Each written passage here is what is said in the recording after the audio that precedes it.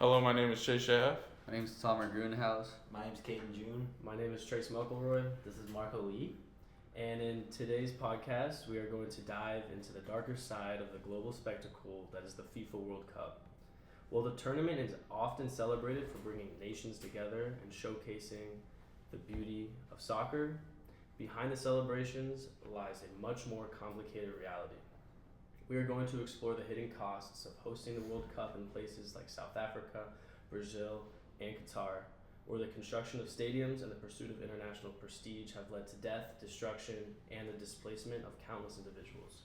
From forced evictions to the environmental destruction of local communities, we'll take a closer look at the human cost of these monumental sporting events. Join us as we uncover the stories that often go untold and ask, who truly benefits when the World Cup comes to town? Good place to start off is South Africa. Throughout the accusations, FIFA maintains that their efforts in that country boosted tourism and therefore the economy, improved public transport, and the stadiums they built are still used to this day. One example being Ellis Park that has a rugby championship scheduled for December 6th of this year. Yes, you might be right that some of the stadiums are being used, but most of them are known as white elephants, meaning that they're not used anymore and they're all destructed. There's like 5 different types of, I'd say, genres that you could say about South Africa that isn't good, like the type of displacement they have. A lot of residential displacement, meaning that the country just kind of gave bad, like, money settlements to residents, meaning they couldn't really live after moving. The cause of harm to South Africa itself was physical removals, relocation sites, and then the global economy was not good for South Africa during their World Cup. South Africa was clearly unhappy about this. They built walls to hide from the tourists coming to the country during the World Cup. And like I said before, the stadiums are all becoming white elephants, even though that some may be in use, most of them aren't.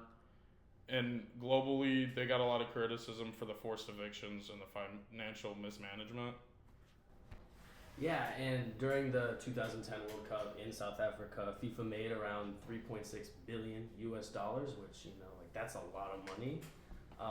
And workers that were building these stadiums, they were being paid around 300 to 450 US dollars per month, which is, far less than what might be considered fair compensation given the scale of the event and the profits made by FIFA.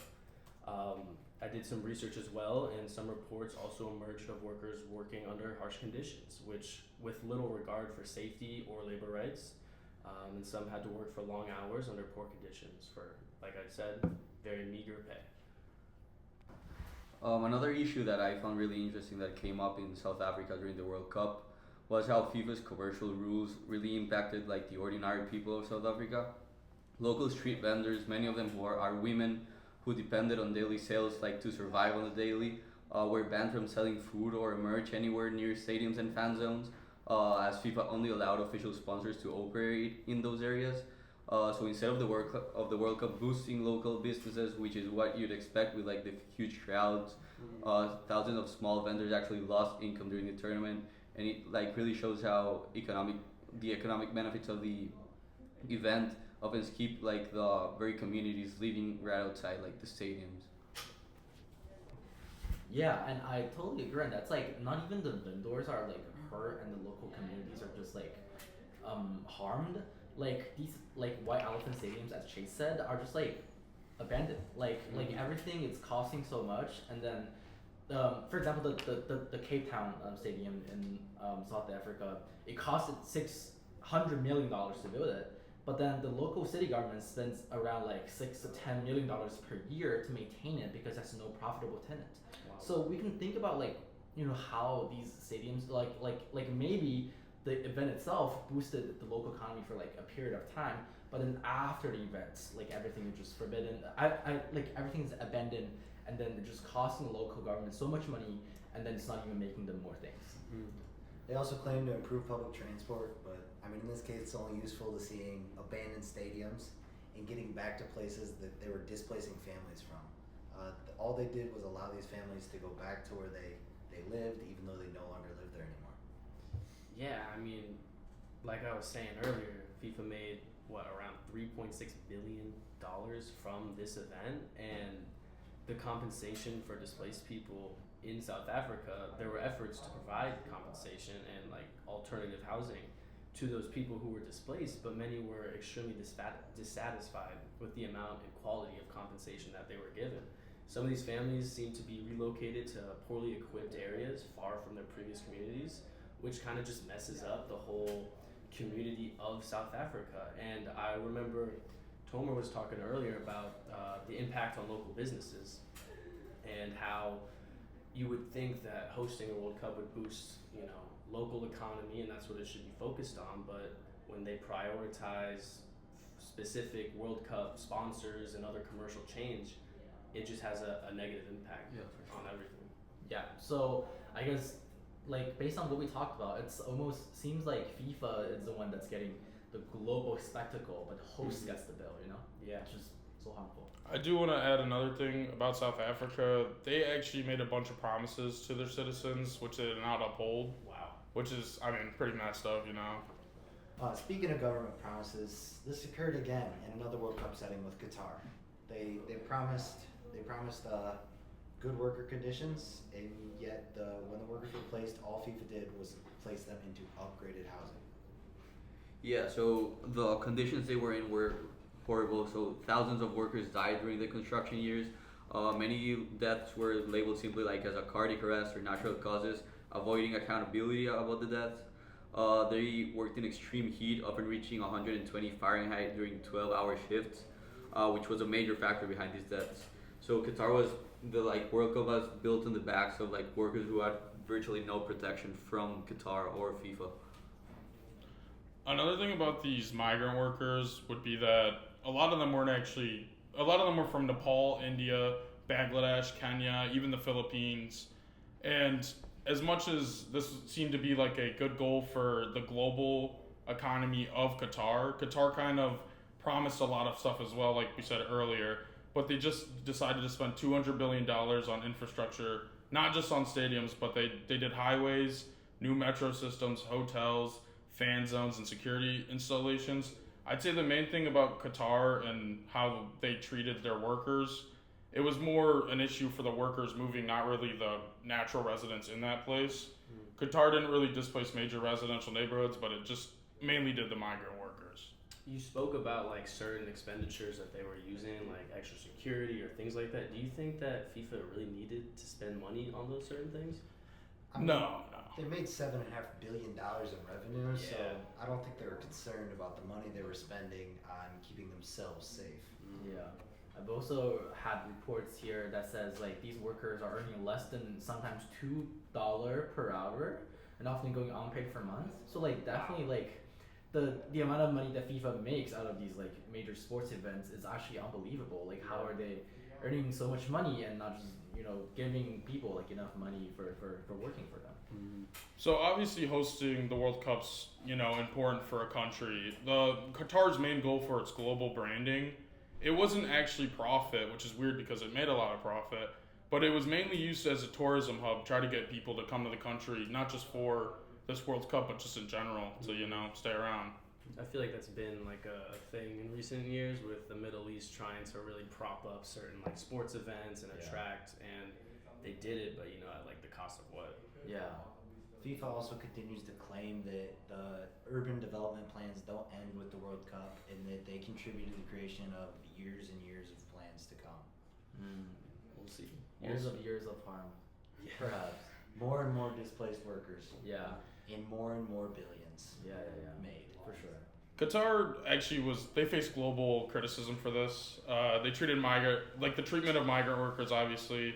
They restricted freedom of speech for many people, and then they had restriction on LGBTQ visitors as well, which is a big issue.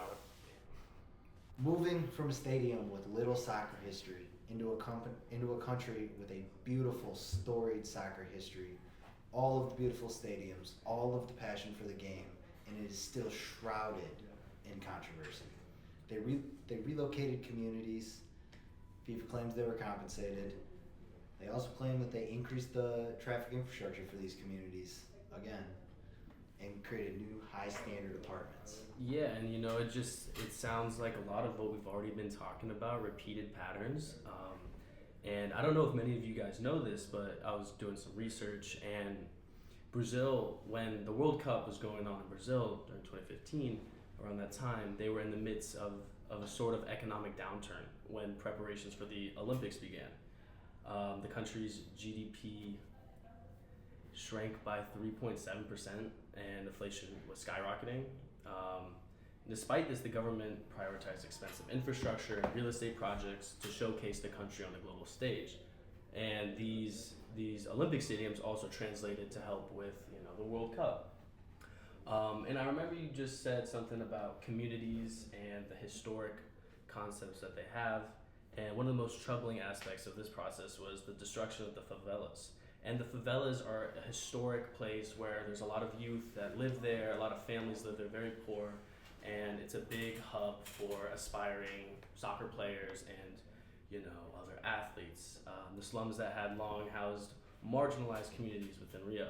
Thousands of homes were torn down to make room for these new developments, often with no prior notice or adequate compensation for the displaced families. And like you were saying, and we were talking about this earlier, residents are always offered a lump sum for their homes or were relocated to outskirts of the city, far from their jobs and other essential services. And this leads to violent resistance as residents saw their homes destroyed with little regard for their own well-being. So, talking about people being displaced, there was over 77,000 people, according to Rio on Watch, which is a source we used, just from the 2014 World Cup and the 2016 Olympics that was also taking place in Brazil. They have many other things that were really messed up taking place here. I mean, they were killing stray dogs before the World Cup as a cleanup initiative. I mean, that's pretty crazy. That is bad. That's crazy. That's not good. Yeah. Poor dogs.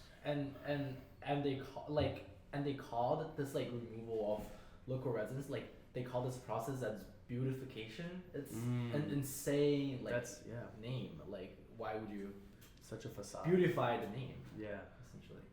Also talking about this small local neighborhoods, there's a New York Times article from 2014 that's called "The World Cup Revelry Overwhelms Beloved Neighborhood in Sao Paulo," which describes this small, very local neighborhood that suddenly becomes a global party zone during the World Cup.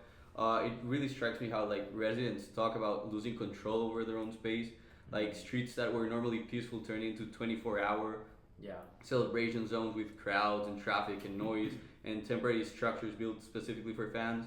So I think this is a really great example of how mega event like the World Cup transforms a place without the consent of the people who actually live there. Their routines were interrupted, their sleeps were disrupted, their community basically got overshadowed by FIFA's World Cup. Yeah, so going on that, I mean, the nightlife literally ruined residential neighborhoods. It caused chaos everywhere. This is according to NYT 2014, another one of our sources. And this is another crazy thing that I just can't even believe. In Rio, some families received as little as $2,300 for forced relocation compensation. So little. Meaning they only got $2,300 to move. Yeah. That's nothing. You're going to spend it Yeah. to where you're going to go. Yeah. Jeez. That's, Right. But guys, don't worry. FIFA improved traffic infrastructure. Is that what they said? Yet again. Oh, man. It's actually insane. FIFA seems to have the same response. It's like ChatGPT. They just have the same response for everything. Copy, paste, plug and play. They get away with it, too. I know. Who's challenging these people? Yeah. They just got so much money. I guess you really can't, You know what else was the same? Another 4.8 billion. Jesus. In revenue. That's Oh. crazy. You know what? Speaking about the money they make, and also the nightlife ruining local people's life. There's evidence showing that in Brazil, FIFA required the government to temporarily overturn a national ban on alcohol sales inside the stadiums, so Budweiser could operate. Wow. That's crazy, right? Yeah. And this even led to Brazil's sports minister said alcohol will be allowed, but I'm sorry, it's not up to us. It's a FIFA requirement. Okay, wow. It's so crazy that FIFA is controlling the local government. Yeah. They make so much money that they can make political changes. Yeah. Yeah. Whatever they Have want. influence. Yeah. The people of Brazil were not happy thousands of them were chanting FIFA go home during the World Cup, which is kind of like shows that the FIFA's not a very liked entity. You know, they just overpower everything. They have that history of corruption and everything. Yeah, they're not good. I figured that relocating communities and stuffing your own pockets would make you loved around the world. Yeah. At least that's what FIFA thinks. That's what they So do. it must be right. And speaking of stuffing your pockets, FIFA's already projected to make $5 billion in revenue for the 2030 World Cup, where controversy is already beginning, even though it is 4 years away. So Morocco is one of the hosts of the 2030 World Cup, and we're already seeing the social tensions that come with that. In several cities, young people have been clashing with police, protesting what they see as the government prioritizing stadiums over like basic needs. NBC News reported that Gen Z activists are leading these demonstrations, frustrated that massive investments are going into the World Cup infrastructure while healthcare and education are really struggling in the country. They chant in their protest, "Stadiums are here, but where are the hospitals?" A big part of the anger comes from a tragedy in a city called Agadir, where 8 women died at childbirth in an under-resourced public hospital. So when young Moroccans see modern stadiums rising, it feels like the government is choosing global prestige over its own people.